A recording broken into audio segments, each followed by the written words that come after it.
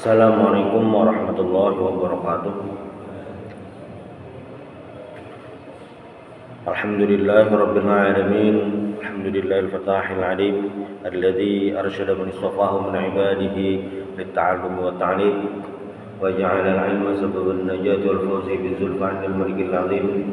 Wassalatu wassalamu ala man arsalahu Allahu hadiyan ila siratal mustaqim وعلى آله وصحبه الفائزين من صحبته واتباعه بالخلود في دار البقاء والنعيم. Alhamdulillah, di subuh hari ini kita bisa kembali melanjutkan pengajian kita. Mudah-mudahan amal ibadah kita diterima oleh Allah Subhanahu wa taala.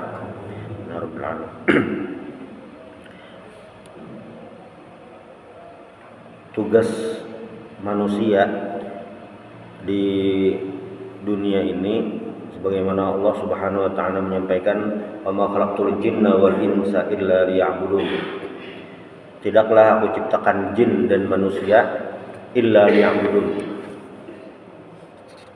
kecuali menyembahku, kata Allah Subhanahu wa taala. Maka di bulan Ramadan ini adalah kesempatan yang sangat besar untuk memanfaatkan beribadah kepada Allah Subhanahu wa taala.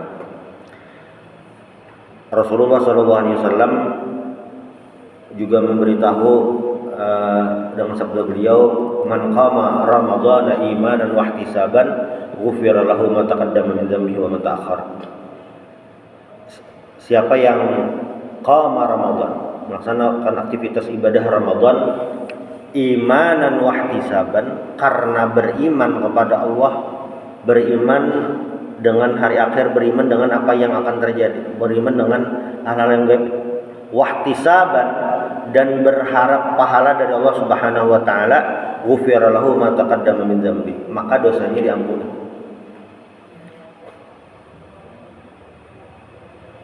Jadi tugas kita beribadah kepada Allah Subhanahu wa taala itu jangan sampai dilupakan, diungkapkan bahwasanya dunia mazra'atul akhirah.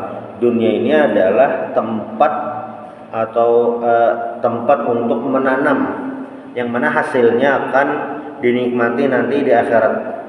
Faman ya'mal mithqala dzarratin khairan yarah wa man ya'mal mithqala dzarratin syarran yarah. Sedikit apapun kita berbuat baik, nanti di akhirat akan melihat hasilnya.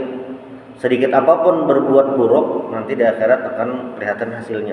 Nah, maka tugas utama manusia beribadah di dunia ini jangan sampai terlupakan, karena alam yang akan kita lewati setelah dunia ini ada alam barzakh dan akhirat.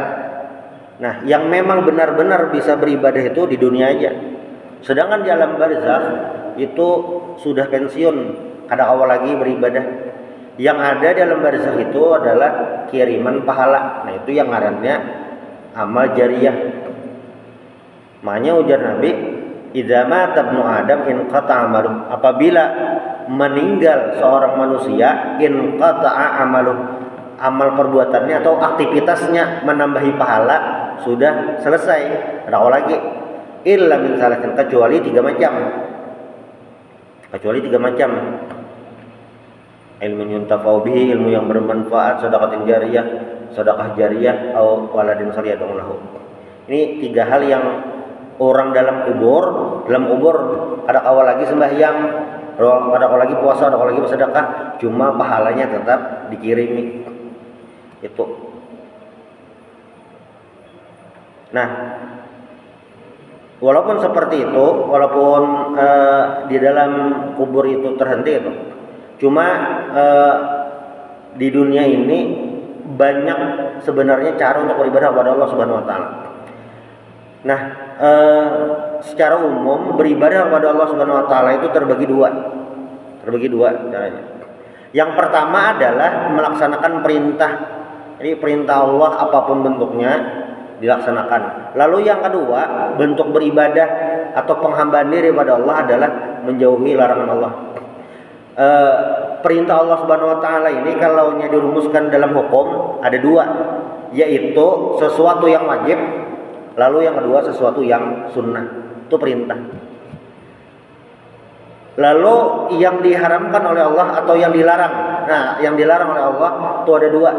Satu itu yang haram, lalu yang kedua yang makruh, dilarang.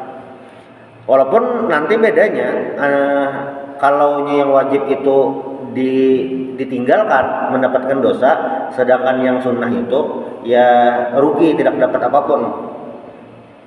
Kalau yang makruh sama tuh, walaupun dia dikerjakan tidak mendapatkan dosa, tapi ya apa namanya nih, masuk dalam kategori larangan juga, walaupun belum sampai dosa. Itu bentuk-bentuk ibadah. Nah, makanya para ulama itu merumuskan bentuk-bentuk beribadah kepada Allah Subhanahu wa taala. Kayak Imam Nawawi rahimahullah, beliau di dalam kitab Riyadhus Shalihin itu menulis kitab tentang bayan fi kasrati turuqil khair, banyak jalan kebaikan, melakukan ibadah itu. Nah, ketika disebutkan ibadah, sahabat ibadah, mungkin sebagian kita berpikiran yang ngarannya ibadah itu adalah aktivitas yang berhubungan dengan masjid, berhubungan dengan ibadah mahdoh saja. Ibadah mahdoh itu kayak sembahyang, mengaji, puasa, zakat. Mungkin zakat ada, puasa, mengaji, sholat, itu aja tuh. Tetapi sebenarnya bentuk ibadah kepada Allah Subhanahu wa taala jalannya banyak. Nah, makanya Imam Nawawi menyebutkan bab ini tuh. Artinya aktivitas manusia ini selama 24 jam itu bisa menjadi ibadah asal tahu caranya, asal tahu kayak apa supaya itu bernilai ibadah kepada Allah Subhanahu wa taala. Karena kalau secara manusiawi lah, kadang mungkin manusia itu pada umumnya 24 jam mengaji aja. Ada mungkin manusia lah. Ada mungkin manusia 24 jam sembahyang aja, ada mungkin. Malaikat mungkin, karena malaikat itu hanya memiliki akal, tidak memiliki nafsu.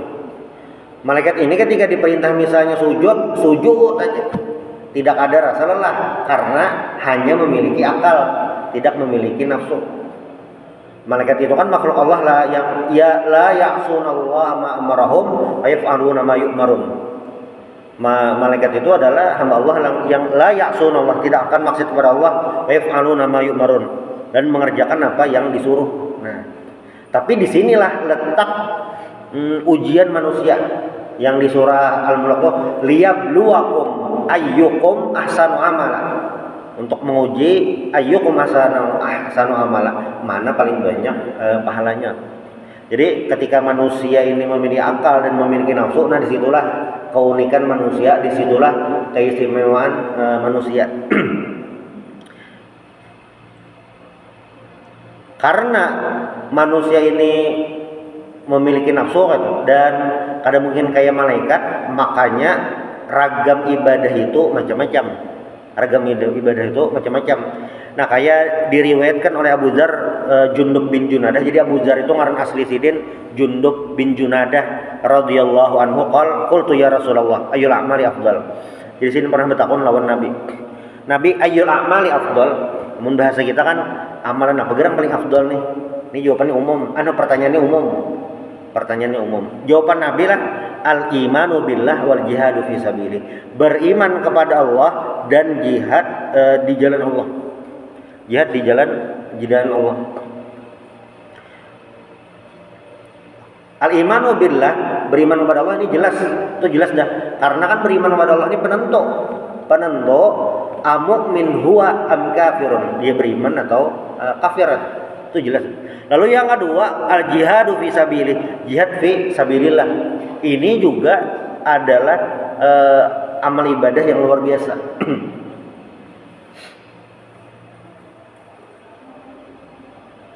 Salah satu yang membuat kenapa rakyat Banjar ini semangat dalam melawan Belanda, perang Banjar. Jadi bilangnya kita baca sejarah tuh, baca sejarah. daerah Banjar nih, daerah Banjar ini termasuk paling tedudi yang kawa dikalahkan Belanda se-Indonesiaan. Karena perang Banjar itu berakhir tahun 1905. Aceh itu dikalahkan Belanda besar kali sama sekali tahun 1904. Jadi tedudi kita setahun kalau dikalahkan Belanda. Indonesia merdeka 1945, Kalsel belum merdeka tuh lagi.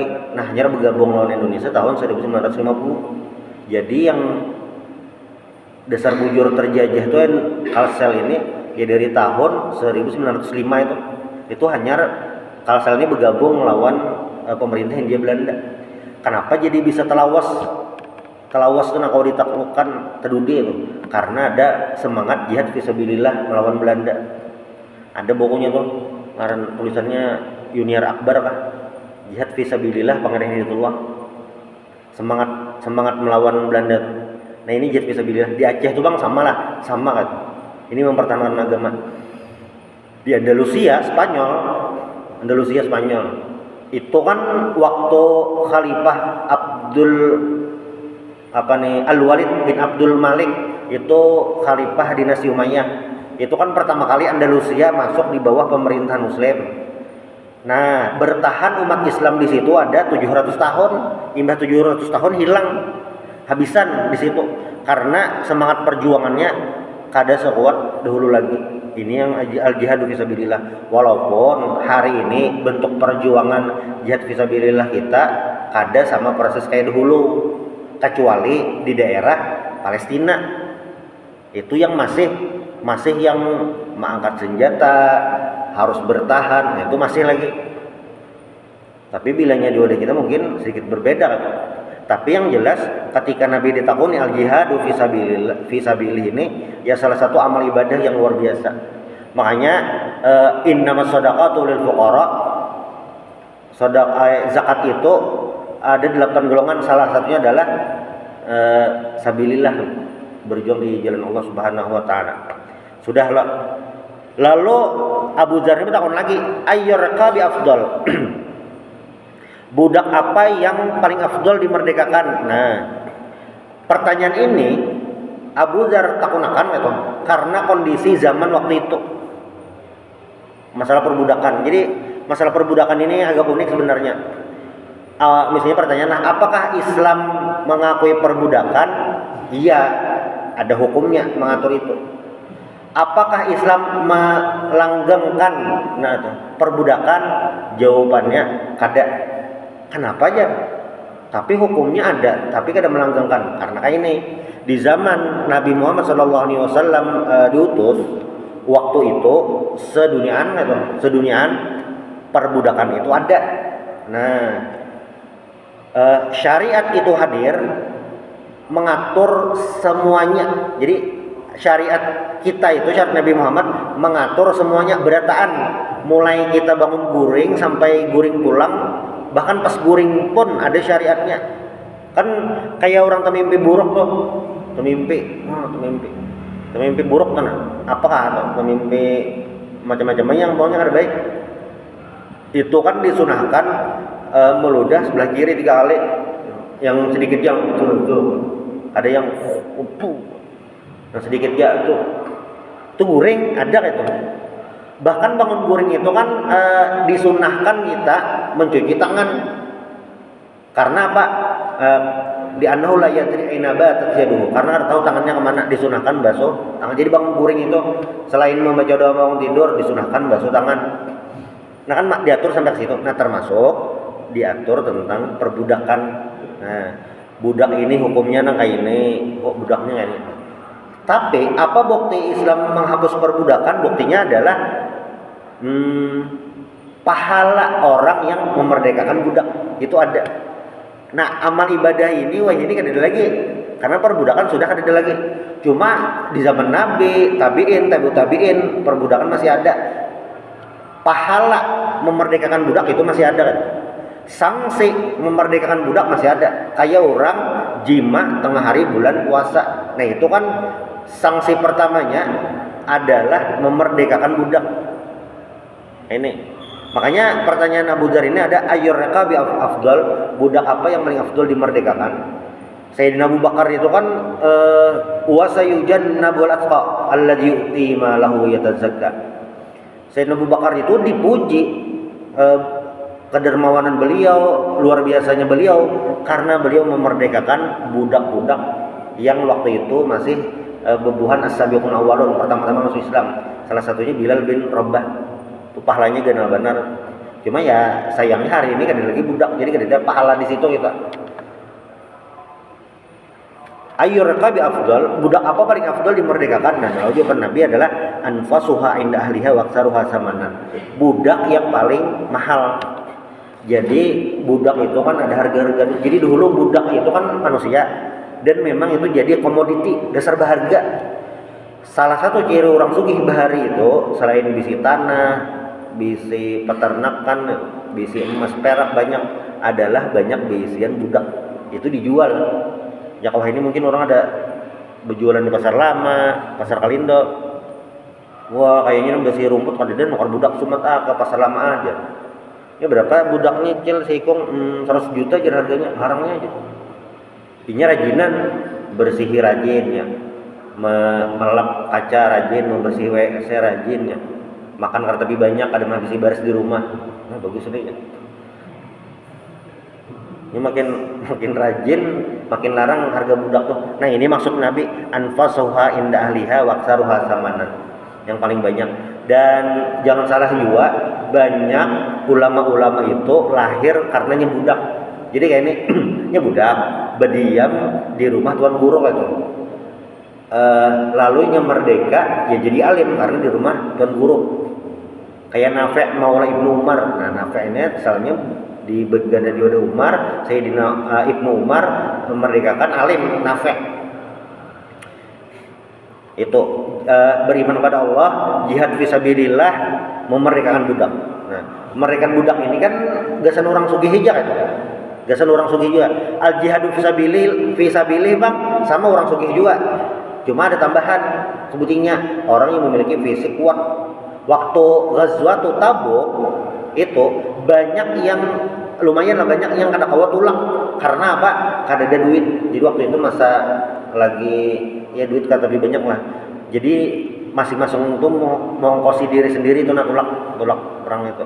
Donatur ada, tapi kada kawa membackup seberataan kaum muslimin. Jadi ada yang menangis-nangis sana umpat, tapi kada kawa tuh kada umpat karena duit kada ada. Makanya yang wajah hidup bi amwalikum anfusikum itu bahar itu ya dasar itu. Jadi banyak blok jihad itu dasar duit sangu, dasar ada. Betul fisik ada nah itu. Fisik ada gitu. Yang kalaunya kita hubungkan lawan hari ini mungkin ada sedikit perbedaan. Kada sama persis karena kita yang perang kayak dahulu kada lagi itu masa-masa damai. Itulah. Nah, lalu betakon pulang Abu Dzar nih. Betakon fa in lam af'al amun ulun kada kaupang menggawi. Nah, ini pertanyaan sahabat ini bagus. Karena kan jihad fisabilillah ini paling ada duit ada. Memerdekakan budak duit harus ada. Karena sahabat Nabi ini yang di bawah garis kemiskinan ada kayak itu. Terus misalnya kayak bebuhan Ahlus Sufah. Ahlus Sufah itu kan ini berdiam di sufah masjid. Masjid itu mungkin kayak ada emperannya, guringan dasar situ guring makan di situnya. Kada ada keluarga, bagawi mungkin belum dapat, belum atau serabutan kada ada yang diapa-apain kan. Jadinya di masjidnya bilanya makan di baru orang makan syukur, kada ada puasa aja bisa. Tapi ada. Ini banyak aja nah miskin. Yang miskin ini kan batakono Nabi loh di hadis lain. Nabi ada kamal ibadah nah yang kami kawa gawe orang sugih kada menggawe. Ujar Nabi baca tasbih 33 kali, tahmid 33 kali, takbir 33 kali setelah selesai sembahyang. Mbak sudah menggawe kan datang pulang Nabi. Kami menggawe, orang sugih menggawe juga Nabi ya. Tertinggal pulang kami nah. Kayak apa pahalanya? Lalu jar Nabi apa? Dzalika fadlullah yutihi may yasha. Itu adalah karunia Allah yang Allah berikan kepada dia kehendaki. Jadilah sugih atau ada itu dasar rahasia Allah. Bahkan Nabi pun ada kaum ngatur. Jadi misalnya ada orang jam 3 subuh sudah ke pasar menukar barang gesan berjualan, lalu sampai ini kada sugih-sugih itu bukan sidin pengoler atau pintu rezeki tertutup, pada itu dasar takdir Allah, belum lagi gitu. Atau pahala sidin di situ gitu, pahala karena berusaha mencari rezeki yang halal bisa jadi di situ. Jadi lain masalah pengoler atau kada gitu. Di sisi lain lagi ada orang yang santai aja begawinya, tapi kayak berujung benar, santai aja benar. Sekali berjualan banyak berujung, hanya berjualan rumah. Sekali berjualan untungnya 2 miliar, tahan aja setahun guring aja. Ada yang itu ini dari dasar, makanya Nabi menjawab, "Dzalika fadlullah yu'ti man yasha." Nah, Abu Dzar ini kan menakoni bilanya duit menemarkan budak kadedani mang apa yang digawe? Nah, jawaban Nabi lagi lah, tu'ainu sani'an aw tasna'u li akhraq. Tu'ainu sani'an ini menolongi orang itu. Menolongi orang yang apa ngarannya yang sudah mampu, atau menolongi orang yang kadeda mampu sama sekali, maksudnya kadeda keahlian sama sekali, ini dibantui. Intinya membantui orang. Makanya di hadis lain ujar Nabi apa? Khairun nas anfa'uhum linnas. Sebaik-baik manusia adalah orang bermanfaat bagi orang lain. Misalnya ada orang kan begawi, lalu dilajarinya begawi, entah dilajari berjualan, dilajari bertukang, dilajari membengkel, dilajari menjahit. Itu juga adalah salah satu ibadah yang mana bisa jadi pahala di situ terbanyak. Ini misalnya orang ada gawian apa-apa, lalu si din ini memberi gawian, gara-gara itu gara-gara orang ini memberi gawian, gasan itu tadi, inya dapat rezeki yang halal, sudah menabung duitnya. Soalnya duitnya tuh dipakainya gasan sedekah, nah memberi gawian tadi dapat pahala juga. Menabungnya kawin, duitnya gasan mahar, gasan jujuran, pahala pulang yang memberi gawian. Karena apa? Duitnya dipakainya gasan ibadah seumur hidup, ngarannya nikah, pahala pulang. Itu yang tu'inu sanan aw tasna'u li akhraq. Makanya ujar Nabi khairun nas anfa'uhum linnas itu maknanya luas itu, asal bermanfaat bagi orang lain. Yang positif aja kan. Nah, mungkin manusia ini kan seberataan memiliki apa ya keahlian masing-masing, bidang masing-masing. Ya tadi ada seberatan orang kawa sembahyang tuh rakaatnya banyak, tahajudnya banyak, ada seberatan. Tapi ada orang yang ibadah sosialnya itu tuh banyak. Bisa jadi itu jalan masuk surganya itu. Jalan itu. Sudahlah. Lalu Abu Dzar bertakon pulang, menolongi orang dakwah. Ada kemampuan apa-apa itu. Qultu ya Rasulullah, ara'aita in da'uftu an ba'dil amal? Ya Rasulullah, amun ulun nah ada kawa menggawi nang tu tadi tuh.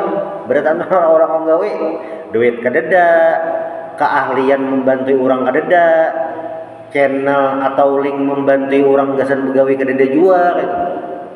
Apa nih yang digawi? Supaya dapat pahala apa digawi rasa kadeda mampu apa-apa gitu. Nah, jawaban Nabi lah takufu syarraka anin nas fa innaha shadaqatun minka ala nafsik. Jawaban Nabi masih ada lagi. Apa bilanya ada kawa menggawi beratan tuh ujar Nabi takufu syarraka anin nas, jangan mengganggu manusia. Bahasa nyamannya jangan menzolimi orang lain.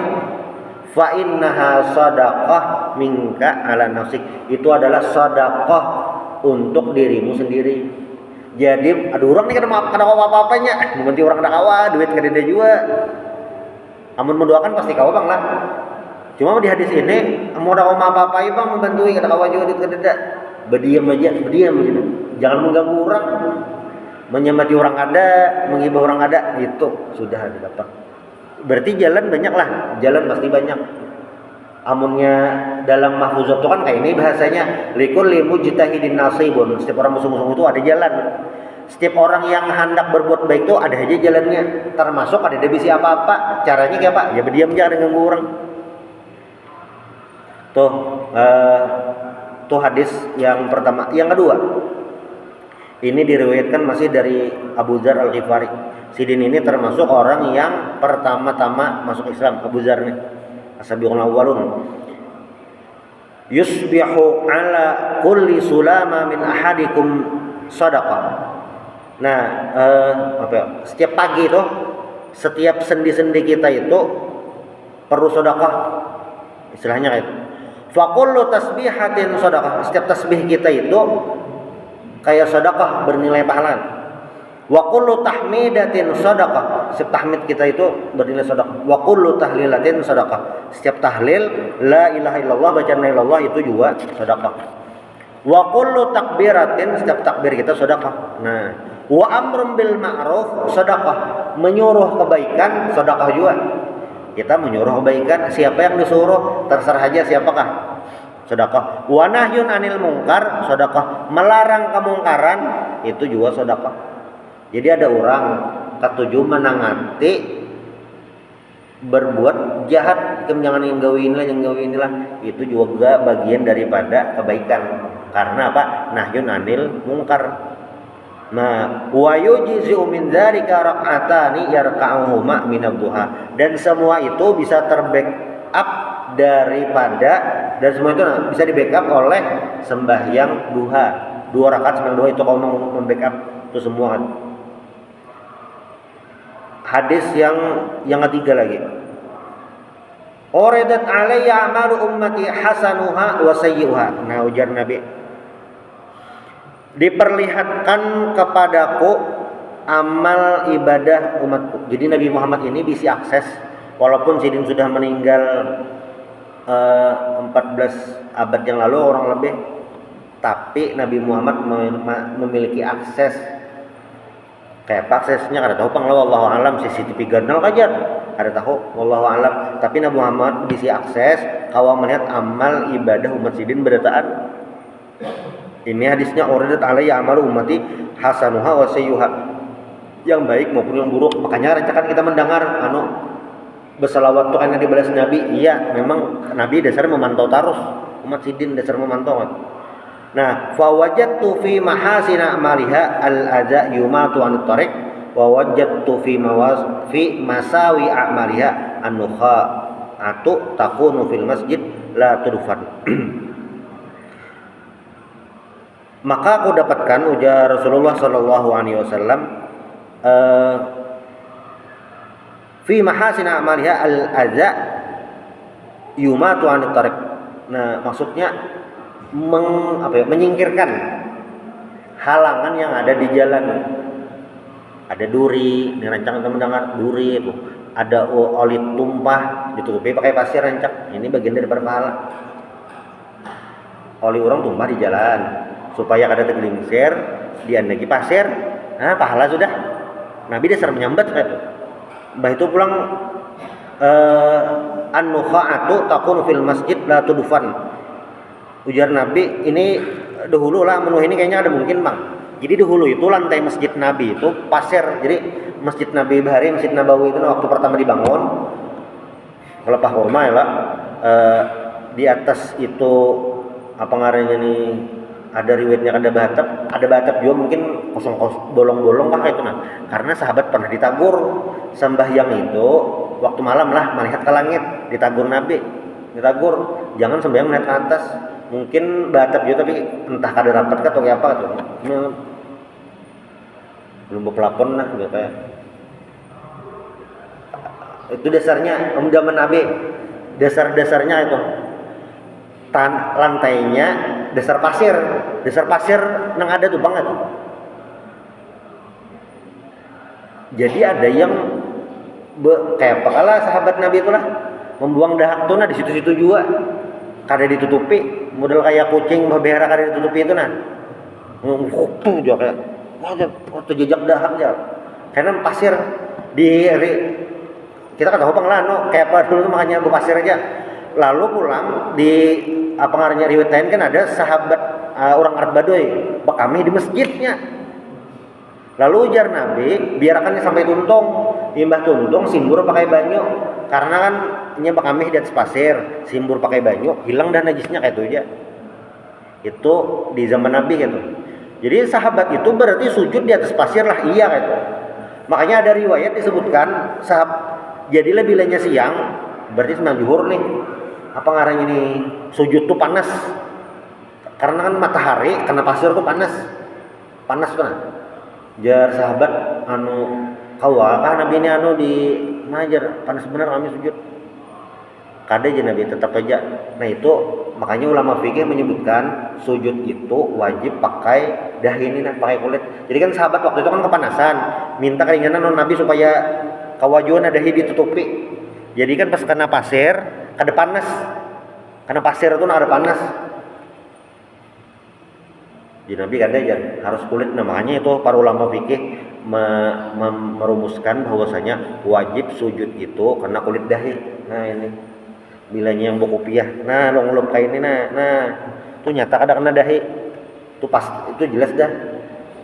Amunnya bokopiah kayak ini kada apa-apa lah, kada apa-apa asal pas sembahyang ini diangkat. Nah itu aja. Sebujurnya lain cara bokopiahnya bang. Yang penting pas sembahyang ini diangkat. Nah kayak itu. Belanja nang kayak ini nyata tahu. Bebisul bang kayak apa jar? Ngalibanan sujud di sini nah bebisul. Itu boleh aja begeteng nah kayak ini sujudnya. Yang penting dahi. Karena amun yang bisulnya bang disujudkan karena kayak ini sujud itu harus berat kepala. Ngambil berat kepala lah. Ibarat sini dia naki kapas tetindih. Kada yang asal banda kepala aja gitu nah. Misalnya lah kayak orang sembahyang hari raya pas di aspalnya membantu tuh rancak sujudnya tuh asal banda kerja kada berat kepala. Nah itu kada sah juga. Bapak ya apa jar harus berat kepala itu tadi. Nah makanya tadi bilangnya bebisul penting dahi nah sini nah. Biar itu jar sidin sakit gulu kan itu apa biar dia penting itunya sah. Nah itu. Itulah membuang dahak. Amunnya wah ini mungkin kada lagi pengajadian nih. Membuang dahak di masjid nah ada mungkin sareke ya sareke usuk benerai nguyum itu tuh hadis yang ketiga. Nah lalu di hadis yang keempat ini masih mirip-mirip lawan yang tadi. Aduh sampaikan juga ujar para sahabat kan orang-orang sugih itu kawa beramal ibadah banyak. Amun kita ini kan kawa umroh, kawa menyumbang gasan masjid, macam-macam. Kami pang yang ada berduitnya kayak apa? Ya nang jawaban Nabi tadi kan bertasbih itu sedekah, bah itu pulang takbir sedekah, tahmid sedekah, tahlil sedekah, amar bil ma'ruf sedekah, nahi anil munkar sedekah. Lalu wa fi bud'i ahadikum sedekah. Bud'i itu apa ya bahasa nyamannya? Kemaluan atau hubungan badan itu ada sedekah. Lalu sahabat bertakun, qalu ya Rasulullah ayati ahaduna syahwatahu wa yakunu lahu fiha ajrun. Ya Rasulullah, kami melampiaskan nafsu kepada pasangan halal kami. Nah itu dapat pahala jual lah. Berhubungan badan dengan istri, dengan suami itu pahala jual lah. Jar buan sahabat kan bertanggung Nabi. Rasa aneh itu nah. Pahala jualan Nabi. Nah jawaban Nabi lah, ara'aitum law wada'aha fi haramin akana alaihi fiha wizrun. Jadi Nabi bayangkan amun orang itu berhubungan badan lawan yang bukan pasangan halalnya, berdosa lah itu. Ya jelas berdosa itu. Nah fakadzalika ila iza wada'aha fil halal kana lahu ajrun, maka itu pahala. Berarti termasuk berpahala berhubungan badan. Nah, itu. Makanya memang ada riwayatnya, tapi aneh bang lah. Tapi bujurannya ada. Sahabat Nabi itu nah buka puasa kada pakai kurma, buka puasa pakai hubungan badan. Ada dasar ada kayak itu. Weh bagusnya kayak itu. Kesalahannya menandak. Cuma jangan di masjid bang. Ini dasar ada kayak itu sahabat. Dan itu memang pahala itu. Dan itu memang pahala itu. Dasar pahala. Dasar apa ngarannya nih pahala ujar Nabi. Itu hadis yang keempat. Sedikit lagi. Nah, di hadis yang kelima ujar Nabi, la tahqiranna minal ma'rufi syai'an walau antal akhaka biwajhin taliqin. Jangan kamu remehkan Jangan kamu remehkan minal ma'rufi syai'an, daripada kebaikan walaupun sedikit. Jangan kamu remehkan kebaikan walaupun sedikit. Walau antal akhaka biwajhin taliqin, walaupun bertemu saudaramu sesama muslim dengan wajah yang manis. Pina kurihing itu. Amun ini Indonesia benar pengurihingan. Pengurihingan bagus nih. Amun tipikal orang Arab tuh kada kayak kita. Jadi ada dosen kami dulu, sini orang Mesir. Waktu hanya datang ke Indonesia tuh serius bener mengajar. Paknya serius juga bang, usul fikihnya di antara apa ngarannya nih mata kuliah itu ada yang serius bener. Nah yang main logika, berpikir keras itu usul fikih salah satunya. Makanya ujar dosen kami yang orang Mesir tuh dosen-dosen yang usul fikih ini dasar tapi ada pengurihingan. Ini kayak berpikir keras terus tuh misalnya penguringan. Nah dosen kami orang Mesir nih waktu hanya datang di Indonesia dasar serius benar bang, ada 2 jam serius benar ada kurihing ada. Amun ada tak kurihing kenapa kan tak kurihing sini? Ada lucu jadi kayak sudah lah hanya 3 tahun di Indonesia bisa berlucu udah sini. Itu kayak itu. Jadilah yang tabassumu fi wajhi, kan hadis Nabi itu ranjang kita mendengar tabassumu fi wajhi akhika shadaqah, senyummu kepada saudaramu sesama muslim itu sedekah. Kita yang pengurihingan mungkin ini hadis maksudnya kayak apa ya kayak itu, karena memang Indonesia pengurihingan, di Arab tuh dasar kada kayak itu. Apalagi lah ulun dikisahkan orang Palestina, apalagi di Palestina yang bom tiap hari, kada mungkin ada orang pengurihingan. Hanya di bom kami kada mungkin. Makanya kita pengurihingan sebujurannya apa ya kayak keberkahan kan, yang antal wajah akhaka biwajhin taliqin tabassum fi wajhi akhika shadaqah, itu nyaman kita menggawinya, kadang ngalih menggawinya tuh kadang ngalih, kada perlu kita memaksa gitu. Jadi dulu murid mama ulun di SMK tuh ya kan ada magang di perhotelan. Jadi pernah yang bun perhotelan itu mau lapor gue aja anak magang pian ngalih bener jadi pedahi. Kenapa? Jadinya mungkin magangnya di bagian resepsionis, cuma kada bisa tokurihing orangnya. Nak magang nih tolong gue aja padahiakan supaya bisa tokurihingnya. Entah orangnya tuh anak rumahan kau, ini kan istilahnya introvert. Untuk kayak apa? Jadi kan dilatih. Yang orang kada bisa senyum tuh kayak apa senyum sinis, kayak harus dilatih. Jangan tamu datang senyum juga bangnya tapi senyum sinis kayak miskin nih kayaknya datang, kan harus dilatih senyumnya tuh. Nah makanya ujar Nabi tadi la tahqiranna minal ma'rufi syai'an, jangan kamu remehkan walaupun kebaikan itu kecil ya.